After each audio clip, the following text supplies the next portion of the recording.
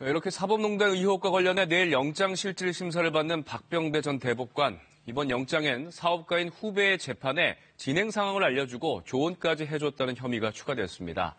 박 전 대법관은 검찰 조사에서 죄가 되지 않는다고 진술했다는데, 하지만 대법관 시절 같은 유형의 사건에 대해서 본인이 직접 유죄 판결을 내린 것으로 KBS 취재 결과 확인됐습니다. 최은진 기자의 단독 보도입니다.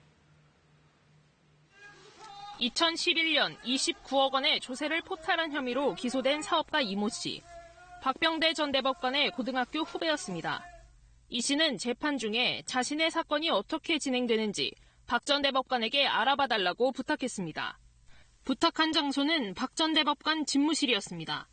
박 전 대법관은 형사사법정보시스템에서 여러 차례 이 씨 사건을 무단 열람했습니다. 재판에 대한 조언까지 해줬습니다. 법원 행정처장으로 있는 동안에도 그야말로 사심없이 일했습니다. 검찰 조사에서 박 전 대법관은 열람 사실은 인정했지만 죄가 되지 않는다고 진술한 것으로 전해졌습니다. 대법원은 비슷한 사건을 어떻게 판단했을까? 2016년 지인의 재판 상황을 무단 열람한 검찰 수사관 김모 씨에 대한 대법원의 판단은 유죄였습니다. 자신과 관련 없는 사건을 형사사법정보시스템에서 열람한 김 씨에 대해 벌금 200만 원을 확정 판결했습니다. 당시 판단을 내린 대법원 3부의 재판장은 다름 아닌 박병대 전 대법관 자신이었습니다.